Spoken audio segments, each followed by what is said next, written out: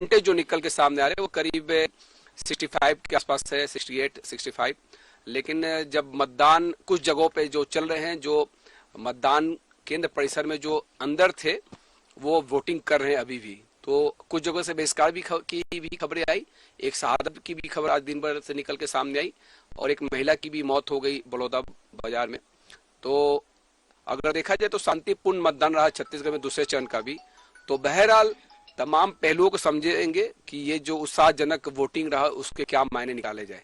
तो हमारे साथ में राम अवतार तिवारी जी हैं, छत्तीसगढ़ वाच के संपादक है, वरिष्ठ पत्रकार है। अमित श्रीवास्तव जी कांग्रेस से हमारे साथ में मौजूद है, और मुकेश जी हमारे साथ में बीजेपी से मौजूद है। आप सभी का स्वागत करना चाहूंगा। और सबसे पहले मैं राम अवतार तिवारी जी से समझना चाहूंगा। राम अवतार तिवारी जी, अगर इस वोटिंग प्रतिशत को समझा जाए, ठीक है, फर्स्ट फेज का भी वोटिंग प्रतिशत पिछली बार के तुलना में कहा जाए तो कमोबेश वही आसपास भी रहा।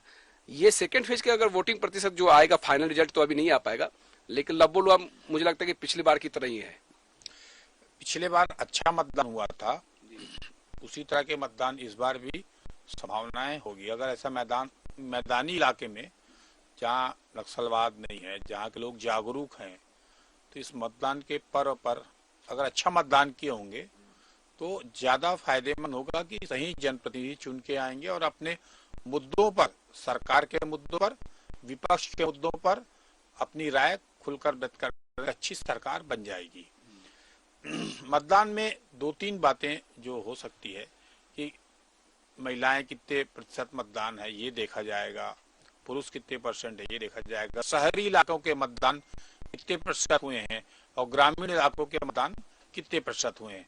इन चारों आंकड़ों में बांटकर इसके बाद में राजनीतिक विश्लेषक अपने अपने तरीके से कर पाएंगे कि महिलाओं के कितने उसमें क्या भूमिका है, पुरुष की क्या भूमिका है, ग्रामीण इलाकों की क्या भूमिका है, शहर के मतदाता जो माने जाते हैं कि मतदान करने नहीं जाते भीड़ भाड़ देखते हुए, वो कितने परसेंट गए हैं। ये सब कल तक आएंगे आंकड़े, क्योंकि कई जगहों में मतदान अभी भी चलने की जानकारी, जिन क्षेत्रों में जैसा माना में ही या और कुछ क्षेत्र हैं जहां कुछ समय के लिए मतपेटियां खराब हो गई थी या लंबी लंबी लाइन लगी है, वो डिटेल आंकड़े जहां तक 3 से 5% तक बढ़ते हैं, तो 3 से 5% बढ़ने की और संभावना रहेगी। चलिए अमित श्रीवास्तव जी, मैं एक ट्वीट पे भी आना चाहूंगा जो कुछ देर पहले यहाँ पे मुख्यमंत्री भूपेश बघेल के एक्स पे पोस्ट किया गया। बधाई छत्तीसगढ़, आप सब अपनी जीत सुनिश्चित कर चुके हैं। आप सब अपनी जनता की जीत सुनिश्चित हो चुकी है, पार्टी की नई बात उन्होंने कही। जनता की सरकार बनेगी, कमोबेश हमेशा वही कहा जाता है। चलिए गांधी जी, सबसे पहले तो मैं छत्तीसगढ़ के सभी मतदाताओं को धन्यवाद देना चाहूंगा, क्योंकि लोकतंत्र में संविधान ने जो हमें अधिकार प्रदत्त किया है, सभी लोगों ने बढ़ चढ़कर इस लोकतंत्र के जो यज्ञ था उसमें अपने आहुति दी। और जिस प्रकार हम कहते हैं ना कि हमारे लोकतंत्र ने हमारी उंगलियों में, ये लोकतंत्र की संविधान ने जो लोकतंत्र में हमें जो दिया, ये हमारी उंगलियों में छिपा हुआ था। और लगातार आपके माध्यम से मैं कह दूं कि जिस प्रकार से मुख्यमंत्री जी ने अभी एक्स पे कहा, तो ये जनता की ही जीत होती है, क्योंकि जनता ही जनार्दन होती है। और इस लोकतंत्र के उत्सव में जनता ने जो इस महापर्व में बढ़ चढ़कर हिस्सा लिया, तो निश्चित तौर पे एक उत्साह का वातावरण था। और पिछले 5 सालों से जो हमारी सरकार ने काम किया था, एक गजब का उत्साह यहाँ पर देखने को मतदाताओं के बीच में मिला। और जिस प्रकार की बातें होती थी, जिस प्रकार का अत्याचार केंद्र की बैठी हुई सरकार हमारे साथ लगातार कर रही थी पिछले 5 सालों से, और जिस प्रकार से मैं एक अहम चीज बताना आपके माध्यम से कहना भी चाहूंगा कि एजेंसियों का जिस प्रकार से दुरुपयोग किया गया, सारे वो हथकंडे अपनाए गए जिसके कहा जा सकता है कि लोकतंत्र को कलंकित करने का काम केंद्र की बैठी हुई सरकार ने किया। और ये पहली बार ने किया गांधी जी। बड़ा दुख का विषय है कि चुनी हुई लोकप्रिय सरकारों को परेशान करना, गिराना, ये उनका शौक हो गया है। लेकिन छत्तीसगढ़ की जनता को धन्यवाद, जिन्होंने, मुझे ऐसा लगता है कि जब 3 तारीख के निर्णय आएगा तो ये उस रिजल्ट के साथ आएगा कि छत्तीसगढ़, जो हम कहते हैं छत्तीसगढ़िया सबले बढ़िया, एक माकूल जवाब, करारा जवाब केंद्र की सरकार को दिया जाएगा छत्तीसगढ़ की जनता के द्वारा। और ये बताया जाएगा कि आज, पहले भी, आज भी और हमेशा जनता के राज, जनता के हाथ में ही ये राज रहेगा कि किसे बनाना है, किसे बिगाड़ना है। केंद्र में बैठी हुई कोई एजेंसी तानाशाह रवैया से किसी लोकप्रिय चुनी हुई सरकार को परेशान नहीं कर सकती।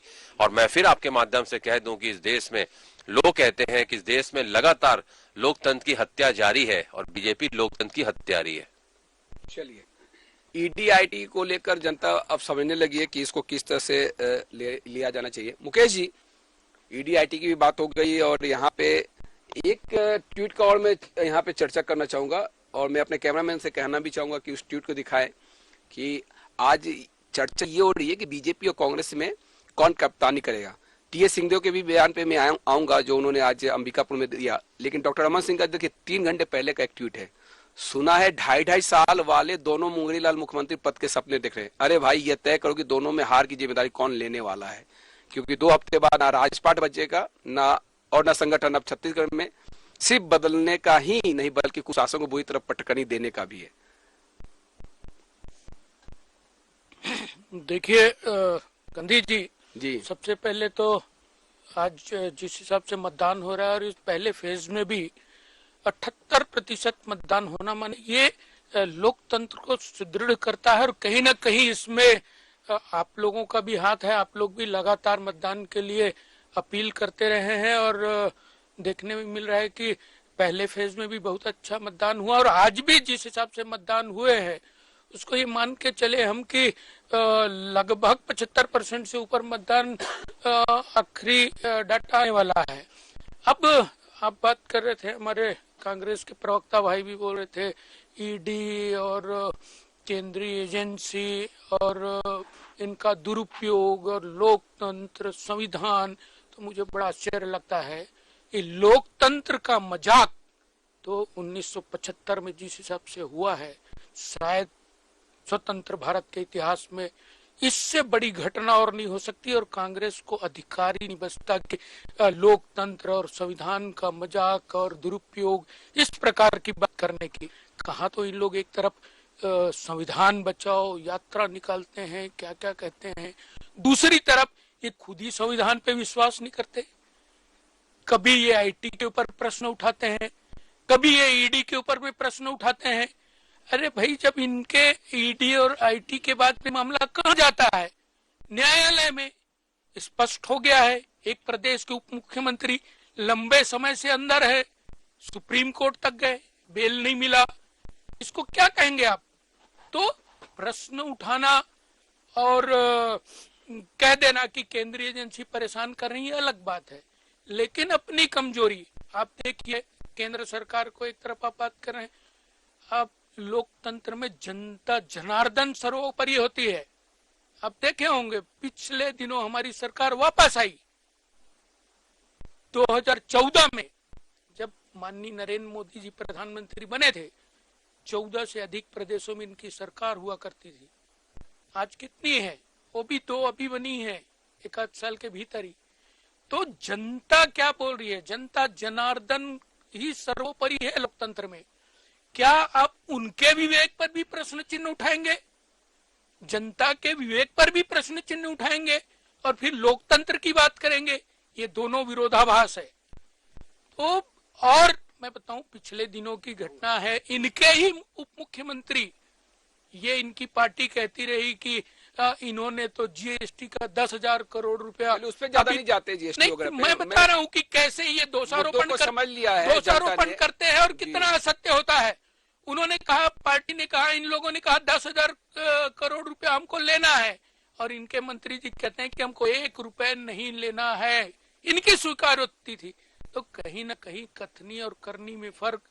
दोषारोपण करके अपनी कमियों को नहीं छिपा सकते, जनता को जवाब देना पड़ेगा और जनता जवाब पूछेगी। चलिए, वोटिंग के बीच कुछ क्रिकेट की भाषा में आज बातचीत हुई। मुख्यमंत्री भूपेश बघेल ने भी और डिप्टी सीएम ने भी क्रिकेट की भाषा में बात किया। रामावतार तिवारी जी, चूंकि अभी क्रिकेट की खुमारी भी है, वर्ल्ड कप मैच भी चल रहा है, इंडिया फाइनल में भी पहुंच चुका है और लिहाजा न्यूजीलैंड, ऑस्ट्रेलिया और साउथ अफ्रीका जितने भी मैच हुए, अगर देखा जाए, मैं उस बयान को यहाँ पे कोट करना चाहूंगा कि जिसमें टीएस बाबा भारत बनाम न्यूजीलैंड क्रिकेट से फाइनल का जिक्र करते हुए कहा कि भूपेश बघेल हमारे कप्तान है, लेकिन पार्टी सामूहिक नेतृत्व में चुनाव लड़ रही। यदि याद रखिए, विराट कोहली ने शतक बनाया, श्रेयस ने अच्छा खेला, लेकिन man of the match Mohammed Shami को मिला था। राज्य के डिप्टी सीएम टीएस बाबा का बयान मुख्यमंत्री पद के लिए बघेल के साथ उनकी लंबे समय से चल रही, ऐसा आज सोशल मीडिया पे भी चल रहा है। तो इस बयान को आप किस तरह से देख पाते हैं, रामावतार तिवारी जी? इसमें एक उन्होंने खेल की भावना जीत की भावना और कौन कैसे खेल रहा है इसको बताने की कोशिश की है कि पिच किसका है, कौन बल्लेबाजी कर रहा है, किन विषयों में बल्लेबाजी हो रही है और किसकी रणनीति अच्छी है। आप अगर खेल के मैदान में देखते हैं, वही कप्तान जो सफल होता है, जो समय पर बॉलिंग दे पाए, उसको किसको बॉल देना है, जो सही बॉल करे और आउट कर दे। तो जो आउट कैसे होंगे, किसके बॉल से आउट हो सकते हैं, किसके बॉल से आउट करने की क्षमता किसमें, और कौन से ऐसा गेंद है जो सही तरीके से आ रही है, उसको छक्का मारा जा सकता है, ये कौन समझता है। तो उस चीज को मैदान में कौन दिख रहा है, उसी रूप में बताया है उन्होंने कि इसी तरह राजनीति में किन विषयों पर कौन जनता को सही तरीके से नेतृत्व दे पा रहा है, किसमें प्रशासन की क्षमता है, किसमें जनता किसको स्वीकार कर रही है, और कौन ऐसे क्षेत्र रक्षक है जो संभाल के रखे, कांग्रेस के वोटों को कौन संभाल कर रखा है, कौन वोट बढ़ा सकता है, कौन सही खिलाड़ी मैदान में उतार सकता है। अगर आप मैदान में सही खिलाड़ी, 90 सीट हैं, 90 सीटों में सही खिलाड़ी अगर उतारे होंगे तो वो अलग अलग क्षेत्रों में अलग अलग लोगों के कहने पर मैदान में खिलाड़ी तो उतार दिए, क्या वो लड़ने की क्षमता है क्या, वो यही उन्होंने बताने की कोशिश की है कि एक नेतृत्व में जो जिस तरीके से काम करना था वो काम कर दिया है। अब रिजल्ट जो आना है वो तो अपने आप को अभी भारतीय क्रिकेट के जितने सारे पुराने इतिहास थे वो खत्म हो रहे हैं, नए इतिहास बना रहे हैं। इतने अच्छा बाला राजनीति में भी इतिहास बनता दिख रहा है, राम उतरते हुए जी लग रहा है। चलिए एक और बयान का मैं जिक्र यहाँ पे करना चाहूंगा, जो बयान मुख्यमंत्री भूपेश बघेल ने दिया। उन्होंने कहा कि बीजेपी ने जितनी गुगली फेंकी, हमने उसी अंदाज में बैटिंग की। बीजेपी की गुगली के सामने उन्होंने बैटिंग जम के की, ये कहना है उनका। देखिए ये बात सही है कि नरेंद्र मोदी जी और केंद्रीय नेतृत्व की जो टीम थी, उन्होंने एक से एक गुगली तो फेंकी है। जैसे वो हिंदुत्व की गुगली उनकी सबसे मजबूत और सबसे महत्वपूर्ण मानी जाती, वो तो लगातार फेंक के पहले उन्होंने कोशिश की कि 2-4 आउट किया जाए। फिर उन्होंने धान के मुद्दे पे कभी आते नहीं, वो रेवड़ी तो कभी बांटते ही नहीं बोलते थे, उन्होंने रेवड़ी बांट के एक तरह से उन्होंने फिर से कोशिश की धान के मुद्दे पे कि भूपेश बघेल को आउट कर दिया जाए उनकी टीम को। जब वो भी शायद ठीक से नहीं पड़ा तो महिला वाला जो मुद्दा लाया उन्होंने, उसमें भी एक तरह से वो बहुत शानदार गुगली फेंक के चित्त करने की कोशिश की। मगर भूपेश चतुर खिलाड़ी की तरह उन्होंने 2 दिन में भांप लिया मैदान में क्या चल रहा है करके, और एक नया पत्ता उन्होंने फेंका। वो भी दिवाली के दिन वही लक्ष्मी के नाम पर उस गोगली को रोकने की कोशिश की। तो क्योंकि अमित शाह अंदर के एक नए बड़े कोच और चाणक्य माने जाते हैं, वो रणनीति बना रहे थे। वो एक लोकप्रिय नेता के सामने जो मोदी जी है वो उसे काम करवा रहे थे, और केंद्रीय नेतृत्व की टीम थी वो बहुत बूथ स्तर पर भाजपा की जो विशेषता है, जो उनके पास समर्पण का जो टीम है, उस टीम को उन्होंने घर से निकाला। बड़ा जो काम किया उन्होंने, जो टीम पिछले 4.5 साल से जो टीम जो है वो मैदान में निकल नहीं पा रही थी, अलग अलग अंतर विरोध के कारण, वो टीम को बाहर निकाला खेलने के लिए। और खेलने के बाद वो बूथ प्रबंधन में जो बेहतर तरीके से काम किया, जो वोटिंग आ रही है, अच्छा वोटिंग की जो संभावनाएं दिख रही है, उसके 2 कारण है।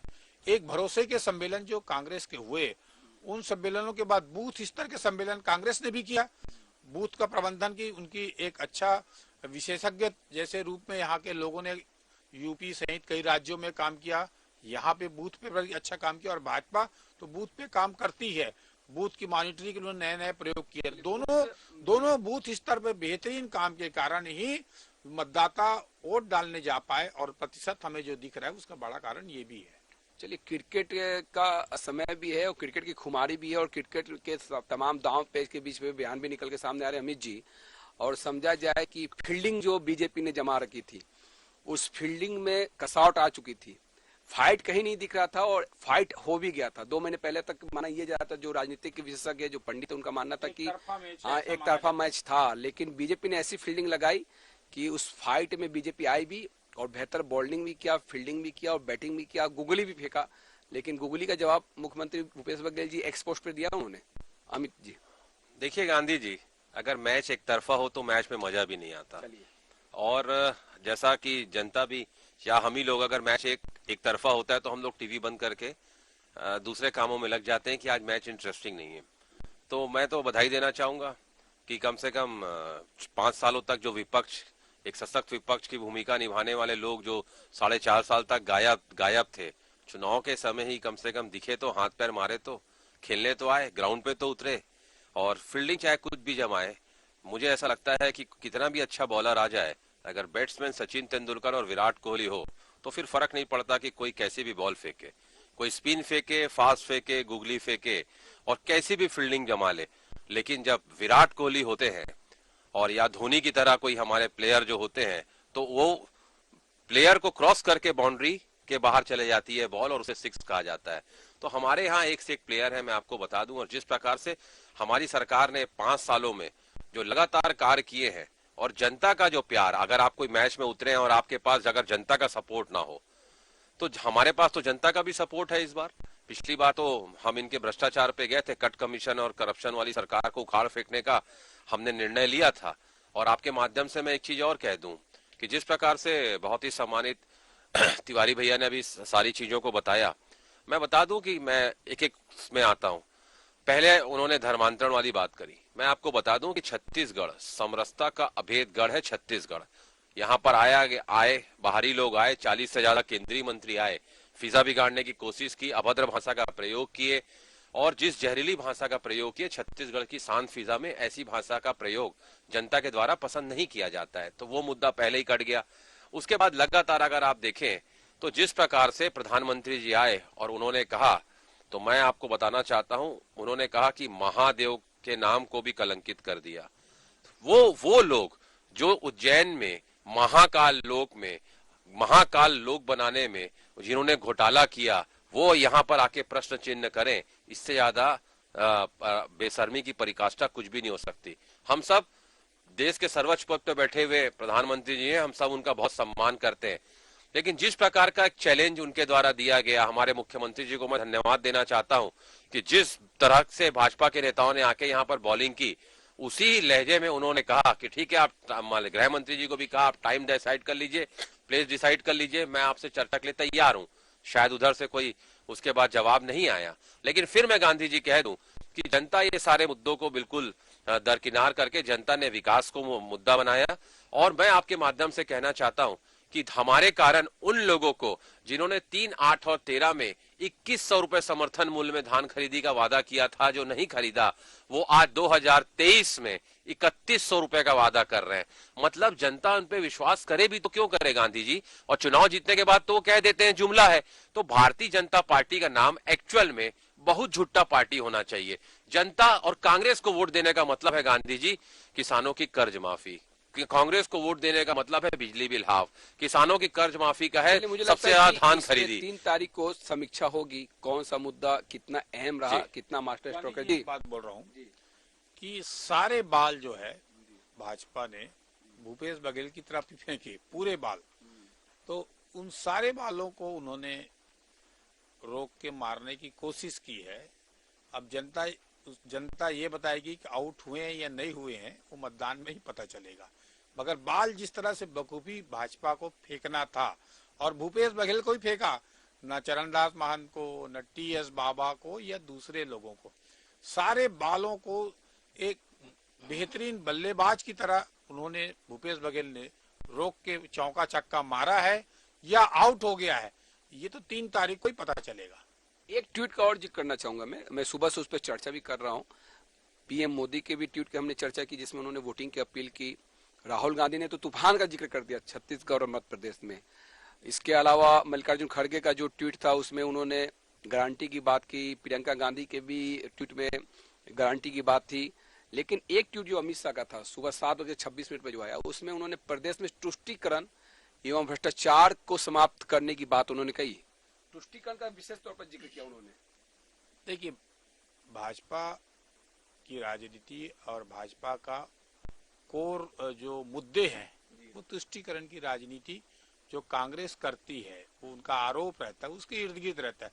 उससे ध्रुवीकरण होता है चुनाव में, उससे दिखता है हिंदुत्व का एक प्रणेता जो है, एक पार्टी जो है वो भाजपा है। तो उसी को अगर सुबह से केंद्रित करते हुए मतदान करेंगे तो भाजपा के पक्ष में जाएगा। तो उन्होंने एक सोची समझी रणनीति, पार्टी की सोच, पार्टी के कार्यक्रम के अनुसार उन्होंने एक गेंद जो फेंका है वो ये दिखता है। तो उससे क्या है, वो जाएगा, हाँ भाई मुसलमान को कांग्रेस प्राथमिकता देती है, तो हमें हिंदुत्व को अगर मजबूत करना है कल के लिए तो कांग्रेस को वोट नहीं भाजपा को दिया जाए। तो वो एक पार्टी का जो एक थिंक टैंक जो काम करते हैं उसका स्वरूप उनके उसमें दिखा है। मुकेश जी, ये जो तुष्टीकरण की राजनीति है, जो हिंदू मुस्लिम वोट साधने की जो कोशिश है, इसमें आज के चुनाव में बीजेपी कितना सफल हो पाई? गांधी जी, जी पहली बात तो अपन क्रिकेट की भाषा में बात कर रहे थे, क्रिकेट को लेके भाषा में कर लेते हैं, ट्वीट उसके बाद कर रहे बात थे करूंगा। काफी। और मैं आपको बताऊं, ये टूटे तन से कोई खड़ा नहीं होता, छोटे मन से कोई बड़ा नहीं होता। ड्रेसिंग रूम में यदि आप कंफर्टेबल नहीं हो तो परफॉर्मेंस अच्छा कैसे आएगा? ड्रेसिंग रूम में यदि खिलाड़ी आपस में एक दूसरे से मिले ना हो, मन ना मिला हो, और उसके बाद आप फील्ड में जाके कहेंगे कि परफॉर्मेंस अच्छा होगा, ये तो संभव नहीं है।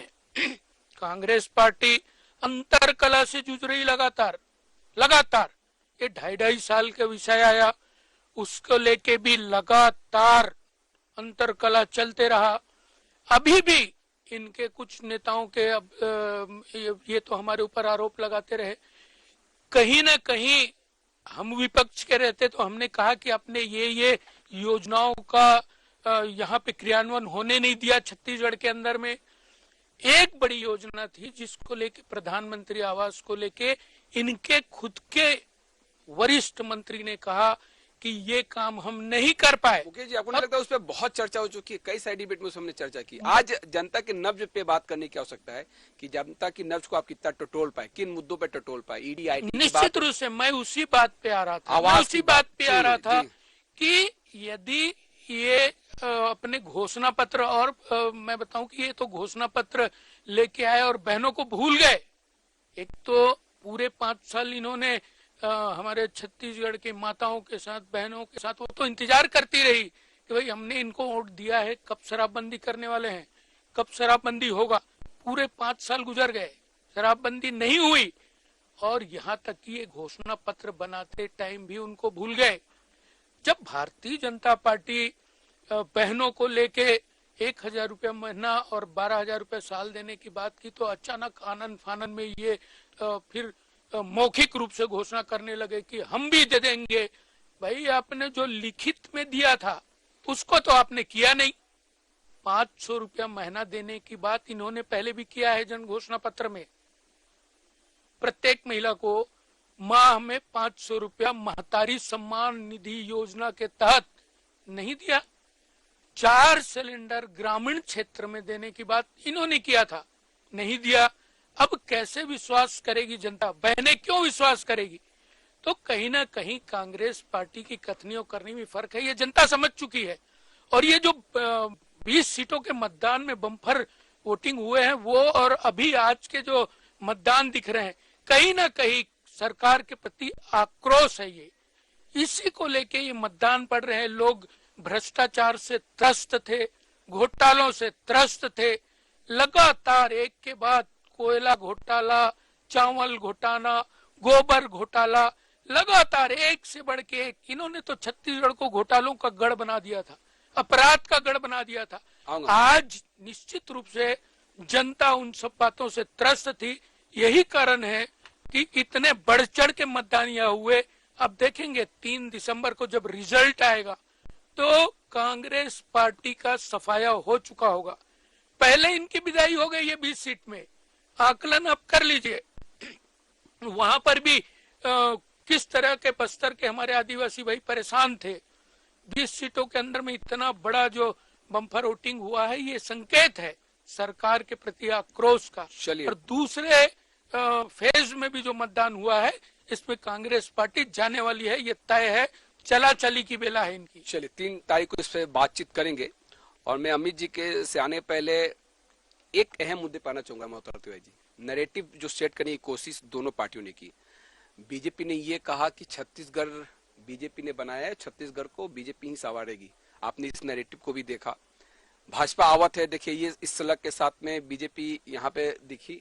अगर कांग्रेस की बात की जाए तो फिर आवत है कांग्रेस, कक्का का भरोसा।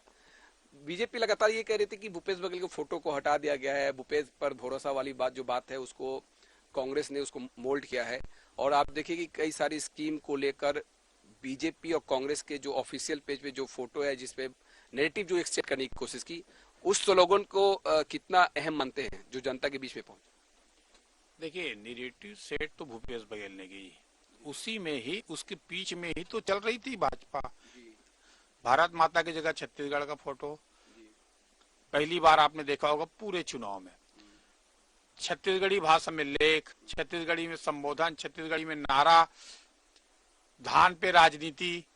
तो ये जो नैरेटिव एक तरह से बहुत बड़ी बात है ये कि इतनी राष्ट्रीय पार्टी, इतने मजबूत नेता, अगर छत्तीसगढ़ में आके वो जो नैरेटिव सेट किए भूपेश बघेल ने, उस पे चुनाव हुए हैं।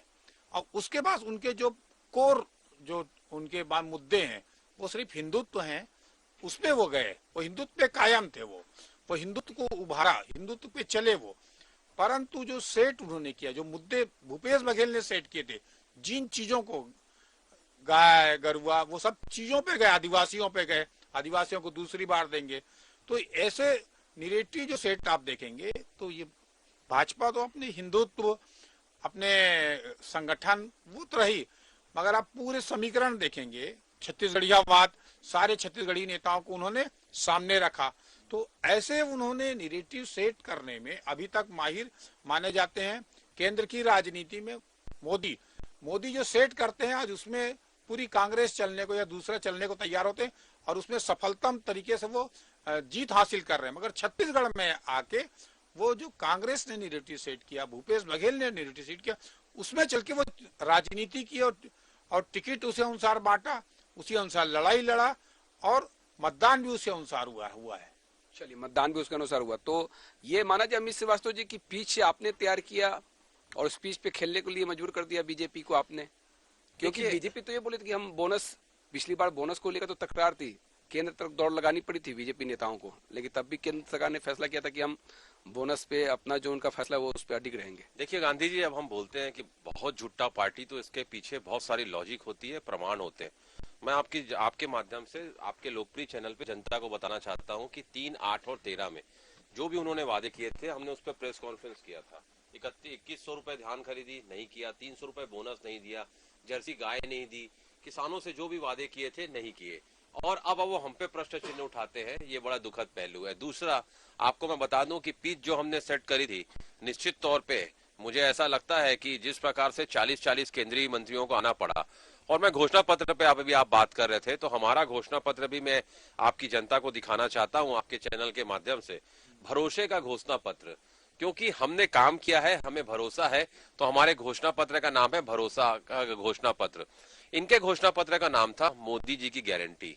गांधी जी, बड़ा दुख होता है कि 15 साल जिनकी यहाँ पर सरकार थी, एक भी नेता, ना तो नीति, ना नियत, ना नेता, और उसके बाद वो कहते हैं कि हम मोदी जी की गारंटी पे चुनाव लड़ेंगे।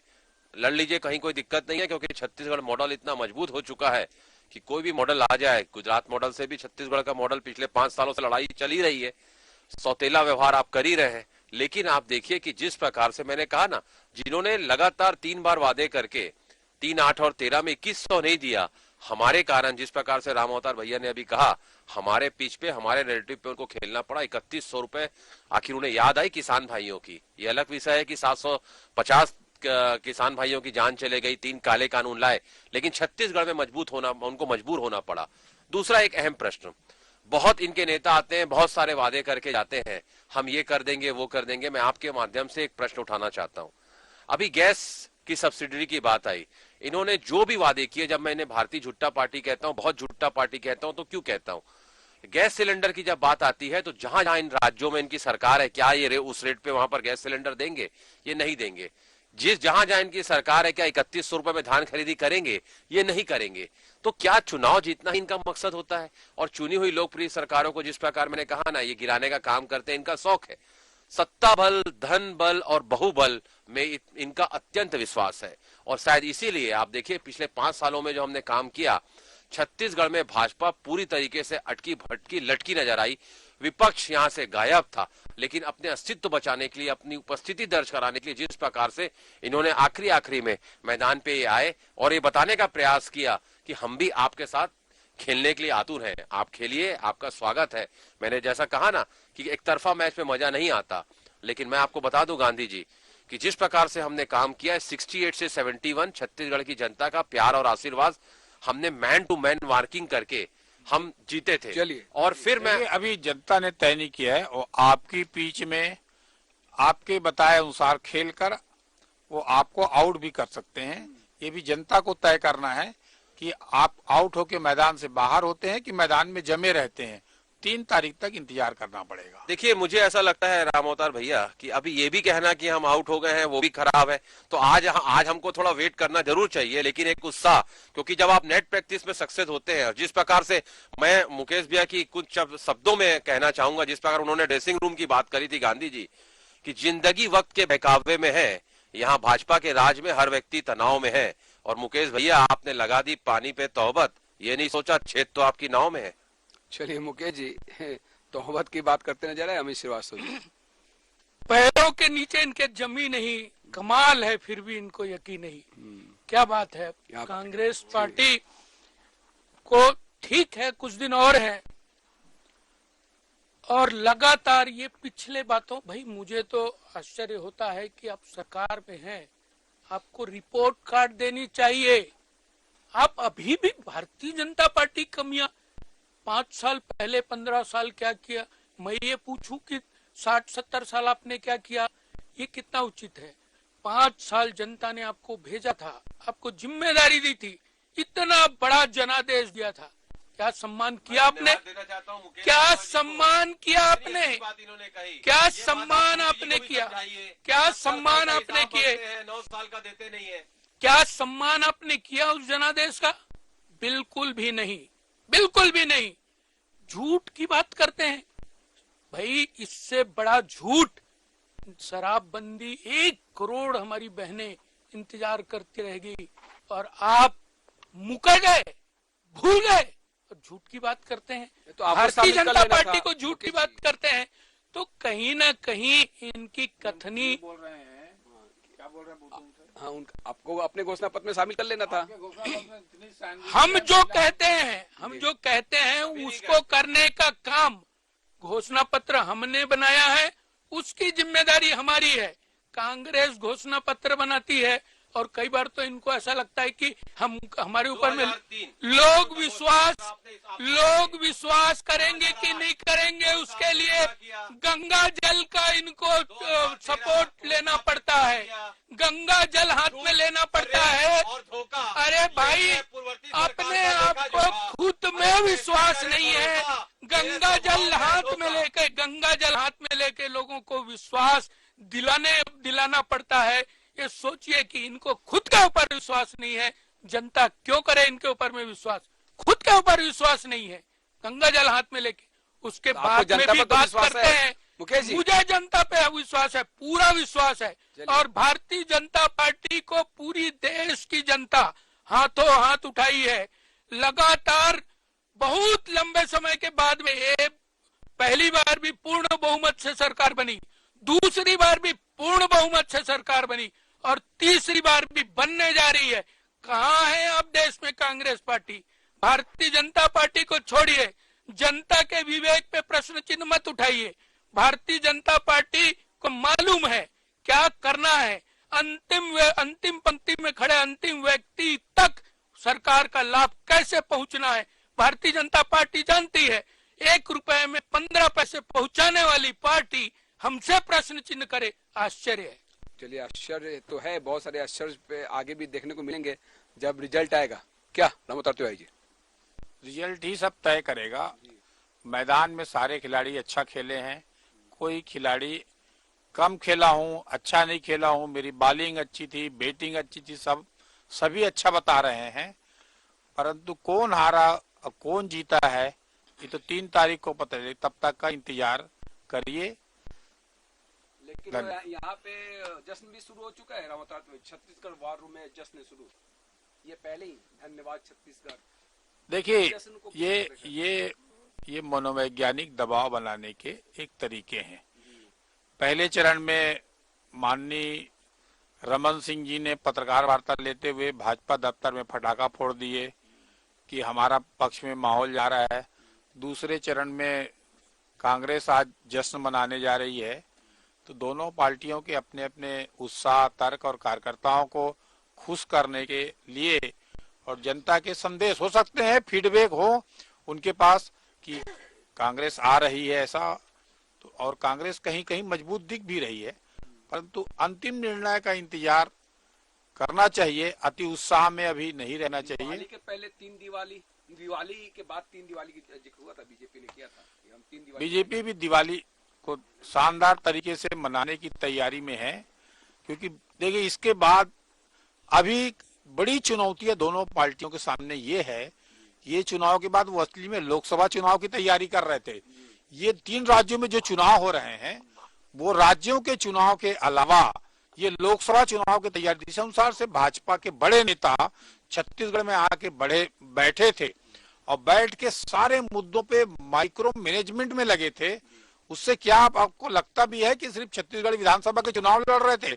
वो लोकसभा की तैयारी और जनता के मूड को भांपने की कोशिश कर रहे थे, इसीलिए वो बड़ी बड़ी घोषणा करने पर विवश हुए हैं। तो आप इसको इस तरह से मत देखिए। तो ये कार्यकर्ता जो अभी उत्साह मना रहे हैं, इनको लोकसभा चुनाव तक चार्ज रखना पड़ेगा, उनको सम्मान देना पड़ेगा। इसलिए भी शायद बड़े नेता अपने अपने दृष्टिकोण से इसको उत्सव मना रहे हैं। चलिए अमित जी, जश्न अभी से शुरू हो गया। देखिए जश्न तो मैंने कहा ना, जनता बहुत आतुर थी। नहीं, आपके कार्यकर्ताओं में तो फुल उत्साह है। देखिए आपको बता दूं कि जिस प्रकार से हमने 5 सालों में काम किया है और जनता का जो प्यार और आशीर्वाद लगातार हमें मिल रहा है, उससे एक आभास भी हो जाता है कि क्या होने जा रहा है। 2 बातों में पे आऊंगा। आपने कहा दिवाली की बात, 3 दिवाली गृह मंत्री जी आए थे, उन्होंने कहा 3 दिवाली मनेगी। मैं आपको बता दूं हमारे छत्तीसगढ़ की जनता कई दिवाली मनाती है साहब, और कैसे मनाती है वो भी बताता हूँ। जब किसानों की कर्ज माफी होती है उस दिन दिवाली होती है, किसान भाइयों की दिवाली होती है। जब महिला स्व सहायता समूह की बहनों का कर्ज माफी की घोषणा होती है तब दिवाली होती है। जब कर्मचारी भाई पटाखा फोड़ते हैं, धन्यवाद देते हैं मुख्यमंत्री जी को, तब दिवाली होती है। लगातार हमारे छत्तीसगढ़ में जब से कांग्रेस की सरकार आई है कई दिवाली यहाँ पर मनी है। मुझे ऐसा लगता है कि जिस प्रकार से गृह मंत्री जी आके कह के गए थे कि 3 दिवाली, तो छत्तीसगढ़ की जनता ने स्वतः ही जवाब उन्हें अपने मताधिकार के प्रयोग से दे दिया है। दूसरा गांधी जी अहम प्रश्न कि छत्तीसगढ़ में जिस प्रकार से अभी रामोतार भैया ने कहा 40 से ज्यादा केंद्रीय मंत्री आए, प्रधानमंत्री जी कई बार आए, और एक प्रधानमंत्री जी का कोट आपको ध्यान दिलाना चाहूंगा, शायद आपको याद भी होगा, मैं हवा का रुख भांप लेता हूँ। आपको ध्यान है गांधी जी? जी। उन्होंने कहा मैं हवा का रुख भांप लेता हूं, और मैं आप लोगों को आश्वस्त करना चाहता हूं कि यहाँ पर मैंने हवा का रुख भांप लिया है। प्रधानमंत्री जी, मैं आपसे बड़ा विनम्रता पूर्वक आपसे मैं एक प्रश्न करना चाहता हूं, आपने क्या हवा का रुख बंगाल में नहीं नापा था? आपने हवा का रुख क्या बोलते हिमाचल में नहीं नाप पाए थे? या हवा का रूप आप कर्नाटक में नहीं नाप पाए थे? या बिहार में नहीं नाप पाए थे? लगातार ऐसे अनगिनत कई प्रदेश है। और अभी आप कह रहे थे मुकेश भैया जिस प्रकार से कि कहां पर है कांग्रेस, तो मैं आपको बता दूं कि कांग्रेस लोगों के जनमानस में है। आज लोग भी कहते हैं कि जिस प्रकार से आप अपने कॉर्पोरेट मित्रों के लिए काम करते हैं, हम जनता के लिए काम करते हैं साहब, गांव गरीब आदिवासी युवा। एक मिनट गांधी जी। और जिस प्रकार ये अपने कॉर्पोरेट मित्रों के लिए बात करते हैं, और जैसा भैया ने कहा कि अब ये लोकसभा चुनाव की भी बात कर रहे हैं, तो जनता इस बार उसमें भी पूरी तरीके से तैयार बैठी है। क्योंकि अब लड़ाई जो होगी ना गांधी जी, एक देश बनाने वाली, एक बिगाड़ने वाली, एक नफरत की राजनीति फैलाने वाले, एक नफरत की दुकान खोलने वालों के बीच में राजनीति होगी। ये विचारधारा की लड़ाई है देखिए। लेकिन जनता भी कहती है, अब घबराने भी लग गई है मोदी जी से कि जिस प्रकार अपने कॉर्पोरेट मित्रों को सरकारी संपत्तियां दे रहे हैं, तो लोग कहते हैं बेचत बेचत मैं चला उपक्रम बचा ना कोई, बेचत बेचत मैं चला उपक्रम बचा ना कोई, और अगर गलती से कुछ बच गया हो तो सूचित कर दो मोए, वो भी मोदी जी बेच देंगे। तो लोग घबराने लग गए कि साहब को अगर पता लग जाएगा ये भी सरकारी संपत्ति है तो उसमें भी अडानी लिखा जाएगा। तो ये सब अब चिंता का विषय है गांधी जी, और मुद्दे अब जनता मैंने फिर आपको माध्यम से कहना चाहता हूं, मैं इसे क्यों बहुत झूठी पार्टी कहता हूं, उसका रीजन सुन लीजिए। महंगाई पे ये बात करते नहीं है। महंगाई 100 दिन में कम करने की बात थी, आज तक नहीं किए। किसानों की आय 2022 तक दुगनी करनी थी, लागत दुगनी कर दिए। तो पहलू अनगिनत मुद्दे हैं, जब हम चर्चा करने बैठेंगे तो मुझे लगता है आज से कल शाम तक हो जाएगा। निश्चित तौर पर शाम तक हो जाएगा। लेकिन इस लोकतंत्र के महापर्व में हम जनता को सैल्यूट करेंगे कि उन्होंने सोच समझ कर वोट किया होगा, और जनता का फैसला तो सिर्फ है साहब अमित जी, सर पर ही है, सौ पर ही है। और 3 तारीख को जब हम चर्चा करेंगे, रामावतार तिवारी जी भी रहेंगे, तो समीक्षा भी होगी कौन सा मुद्दा हावी रहा, कहाँ किनकी सभा काम कर गई, और क्या मास्टर स्ट्रोक रहा इस चुनाव का, क्योंकि उसको भाप पाना अच्छे अच्छे राजनीतिक पंडित भी फेल हो जाते हैं। चलिए मुकेश जी, बहुत सारी बातें अमित जी ने कही। अब तो ठीक है, 2023 का ये चुनाव जो है 5 राज्यों चुनावी मुजरिम में होने वाला है, और 30 तारीख को जब एग्जिट पोल आएगा तो उस पर भी चर्चा अलग से होगी। 3 तारीख तक अब वेट कर लेना चाहिए। सेमीफाइनल नहीं, सेमीफाइनल इंडिया ने भी खेला, बहुत अच्छा खेला इंडिया, फाइनल में पहुंच चुका है इंडिया। तो गांधी जी, टीम स्पिरिट, प्रवक्ता भाई बोल रहे थे कारपोरेट को लेके, अडानी जी की बात कर रहे थे, ये उन्हीं के साथ इलू करते हैं हिमाचल में, राजस्थान में, यहाँ पर भी, छत्तीसगढ़ में भी। तब इनको वो नजर नहीं आते, तब बड़े मित्र हो जाते हैं, तब बड़े कंफर्टेबल होते हैं। यहाँ से कोयला निकालते हैं, और किसके लिए निकालते हैं?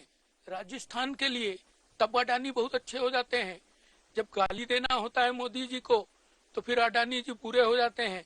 ये दोहरी मानसिकता, दोहरा मापदंड, ये नहीं चलेगा। जनता समझ रही है। यही कारण है कि कांग्रेस पार्टी लगातार अपना कोई सकारात्मक सोच जनता के बीच में रखने के बजाय, इनको बहुत मजा आता है भारतीय जनता पार्टी को गाली देने में, माननीय नरेंद्र मोदी को गाली देने में।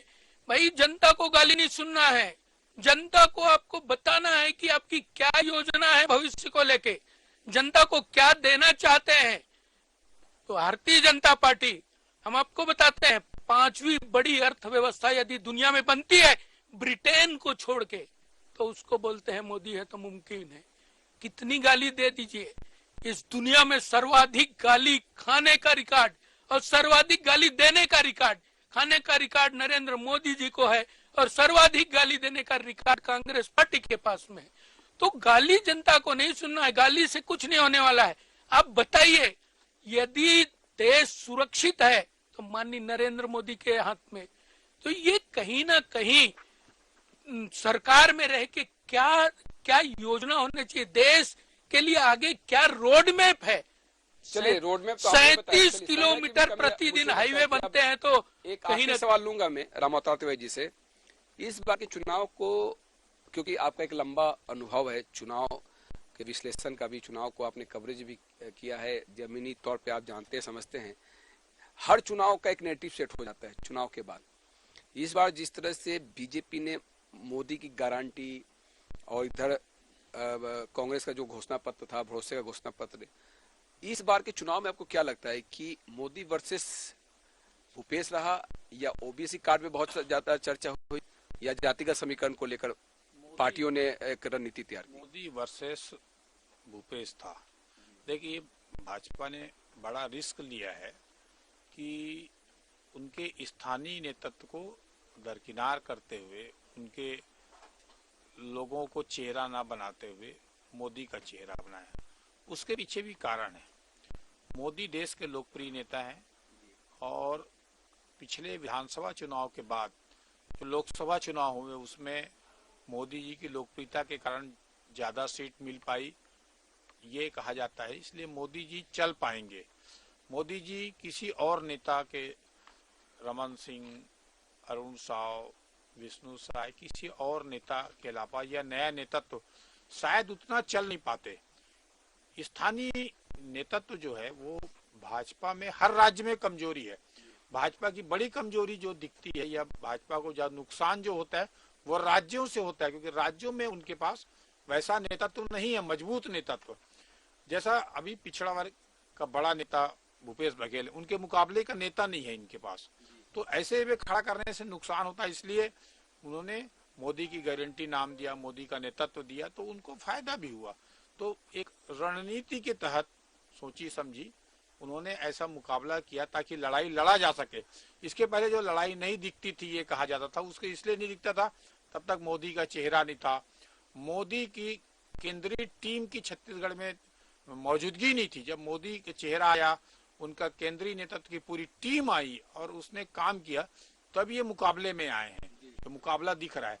तो उन्होंने एक रणनीति अपनाई कि राज्यों में, क्योंकि अब ये लोकसभा चुनाव के पहले का विधानसभा चुनाव है, ये चुनाव के परिणाम जो संदेश है वो देश भर में एक नया संदेश जाएगा कि कांग्रेस अप हो रही है, कांग्रेस गिर रही है, कांग्रेस को कहाँ कमजोरी हो रही है, कांग्रेस कहाँ फायदे में है, और मोदी जी का नेतृत्व राज्यों को देने के बाद क्या फायदे हुए हैं, वो सब समीकरणों में चर्चा होगी। तो इसलिए ये जो सेमीफाइनल है, इसको कहीं न कहीं जीतने की कोशिश के तहत भाजपा ने एक रणनीति के तहत पूरे चुनाव लड़ा है। चलिए, और फाइनल की भी रणनीति तैयार हो जाएगी इस रिजल्ट के बाद में। तो निश्चित तौर पे 3 तारीख तक इंतजार करते हैं और 3 तारीख को प्रत्येक के पहलुओं पर चर्चा करेंगे। और आज जिन मुद्दों पे चर्चा यहाँ पे हुई, कांग्रेस की पिच, बीजेपी की बॉलिंग बैटिंग, भूपेश बघेल ने जिस तरह से क्रिकेट की भाषा में अपनी बात रखने की कोशिश की, टीएस सिंहदेव का भी वैसे ही कमोबेश एक बयान भी आया जिसमें कैप्टनशिप को लेकर चर्चा हुई। तो लिहाजा अब ये देखना होगा कि 3 तारीख को जो नतीजे आते हैं। जी, अपने पाठकों को आप बोल सकते हैं कि रायपुर दक्षिण विधानसभा सबसे महत्वपूर्ण विधानसभा माना जाता है, उसमें सबसे कम मतदान हुआ है। मतलब ऐसे जहाँ पर जो सबसे जागरूक इलाका, सबसे रायपुर को स्थापित करने वाला इलाका माना जाता है, उस इलाके में जो अभी तक की खबरें आ रही है सबसे कम मतदान है। तो ऐसे में क्या परिणाम आ सकते हैं, ये भी एक बड़ी बात रहेगी। बड़ी बात रहेगी। आदिवासी इलाका बिंद्रा नवागढ़ 91% मतदान जा रहा है। देखो, मतदान का जो प्रतिशत आ रहे हैं आपके चैनल में जो दिख रहे हैं, उससे अनुमान लगी कि जो बीहड़ इलाका है, वनवासी इलाका है, वनोपज के बड़ा इलाका है, वहां पर 91% बोली। 7 बजे से वहां भी वोटिंग शुरू हुई थी और फाइनल जब आएगा, कई जगह क्या वोटिंग हुई भी नहीं है। तो उन मतदान केंद्रों के अगर वोटिंग प्रतिशत आ जाएंगे तो कम भी हो सकता है, क्योंकि कई केंद्रों पे वोटिंग हुए भी नहीं है। तो वोटिंग वो रेशियो जा भी सकता है। जिन जिन जगहों पे वोटिंग हुआ उस आधार पे अब वो भी देखिए 9 बूथों पे 91% है। तो तमाम बूथों का जब आएगा तब एक पिक्चर क्लियर होगी, क्योंकि पिछली बार भी देखिए प्रथम पेज का अगले दिन रायपुर में जो दिख रहा है वो भी 59% दिख रहा है। हाँ, जिले में भी जो मतदान तो एक फाइनल जब तस्वीर आ जाएगी तो वो कल दोपहर तक ही आ पाएगी। तो बहरहाल इस पर चर्चा में शामिल होने के लिए अमित जी आपका, मुकेश जी आपका और अमृता जी आपका मैं बहुत बहुत धन्यवाद करना चाहूंगा। साधना न्यूज पे खबरों का सिलसिला जारी रहेगा। Back to studio. Thank you.